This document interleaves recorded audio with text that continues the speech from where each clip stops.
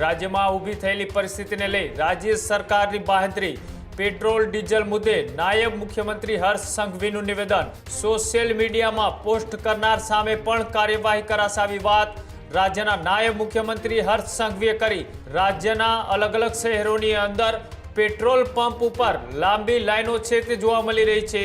Official જાણકારી વગર કોઈ બી પ્રકારની આ અફવાઓમાં આવીને ભાગદોડ કરવાની કોઈ બી પ્રકારની જરૂરિયાત નથી। તમામ પેટ્રોલ પંપો પર પેટ્રોલ ડીઝલ માટે પૂરતી વ્યવસ્થાઓ પહોંચી વળે તે માટેની સંપૂર્ણ તૈયારીઓ બી છે। કોઈ બી પ્રકારે શહેરમાં કે રાજ્યમાં આ પ્રકારની ખોટી માહિતીઓ ફેલાવનાર લોકો પર બી આવનારા દિવસોમાં કડક પગલાં ભરવામાં આવશે। કોઈ ચિંતા કરવાની આવશ્યકતા નથી। પેટ્રોલ ડીઝલ સંપૂર્ણપણે બધા જ પેટ્રોલ પંપ પર મળી રહે તે માટેની વ્યવસ્થાઓને ખાસ કરીને મુખ્યમંત્રી શ્રી બી દર 2 દિવસે એનો રિવ્યૂ લઈ રહ્યા છે અને ભારત સરકારમાંથી બી તમામ મંત્રાલયો આ બધા જ વિષયોમાં રેગ્યુલર રિવ્યૂ એમનું લઈ રહ્યા છે। આખો વિડીયો જોતા પહેલા હજુ પણ અમારી ચેનલને સબસ્ક્રાઇબ નથી કરી તો યુટ્યુબ પર સબસ્ક્રાઇબ કરો અને ફેસબુક અને ઇન્સ્ટાગ્રામ પર ફોલો કરો।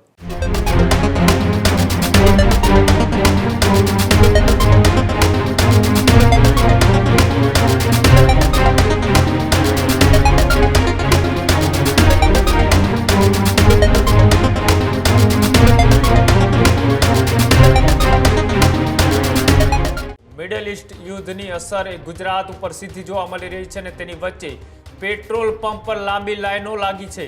રાજ્યમાં ઊભી થયેલી પરિસ્થિતિને લઈ રાજ્ય સરકારની બાંહેધરી પેટ્રોલ ડીઝલ મુદ્દે નાયબ મુખ્યમંત્રી હર્ષ સંઘવીનું નિવેદન હાલ અફવા ચાલી રહી હોવાની વાત હર્ષ સંઘવીએ કરી।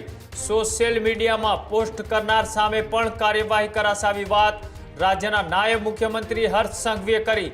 સપ્લાયમાં નાની મોટી ખામી આવી હતી ને તેને દૂર કરાશે આવી વાત પણ કરવામાં આવી।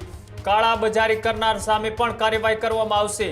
આજ વહેલી સવારથી રાજ્યના અલગ અલગ શહેરોની અંદર પેટ્રોલ પંપ ઉપર લાંબી લાઈનો છે તે જોવા મળી રહી છે। એક અફવા ચાલી રહી છે કે પેટ્રોલ ડીઝલ છે તે આગામી ગમે ત્યારે બંધ થઈ જશે અને આવી અફવાઓના કારણે લોકો એ પેટ્રોલ પંપ ઉપર પેટ્રોલ ડીઝલ ભરાવા માટે લાંબી કતારોમાં જોવા મળી રહ્યા છે। રાજકોટ, અમદાવાદ, સુરત સહિતના પેટ્રોલ પંપ ઉપર લાંબી લાઈનો છે તે અફવાઓના કારણે લાગી છે અને તેના જ કારણે રાજ્યના નાયબ મુખ્યમંત્રી હર્ષ સંઘવીએ પેટ્રોલ ડીઝલનો પૂરતો જથ્થો ગુજરાત પાસે હોવાની વાત કરી અને નાની મોટી ખામી સર્જાઈ હોય તો તેને પણ દૂર કરવાની એ તૈયારીઓ છે તે દર્શાવી છે। પેટ્રોલ પંપના એસોસિએશનના પ્રમુખો સાથે પણ તેઓએ ચર્ચા કરીને ત્યારબાદ તેઓએ આજે તંગી અને અછતની અફવાઓ ચાલી રહી છે તેની વચ્ચે તેઓએ આખી વાતની સ્પષ્ટતા કરતા નિવેદન આપતા શું કહ્યું આવો તે પણ જોઈએ। તમામ નાગરિકોને વિનંતી છે કે કોઈ બી પ્રકારની પેટ્રોલ ડીઝલને લઈને સોશિયલ મીડિયા હોય કે વોટ્સએપના માધ્યમથી કે કોઈ બી ઓફિશિયલ જાણકારી વગર કોઈ બી પ્રકારની આ અફવાઓમાં આવીને ભાગદોડ કરવાની કોઈ બી પ્રકારની જરૂરિયાત નથી। રાજ્ય સરકાર અને ખાસ કરીને કેન્દ્ર સરકાર દ્વારા આ જથ્થાઓ અને સપ્લાય માટેનું ડેલી નિરીક્ષણ થાય છે અને રાજ્યને તમામ પેટ્રોલ પંપો પર પેટ્રોલ ડીઝલ માટે પૂરતી વ્યવસ્થાઓ પહોંચી વળે તે માટેની સંપૂર્ણ તૈયારીઓ બી છે।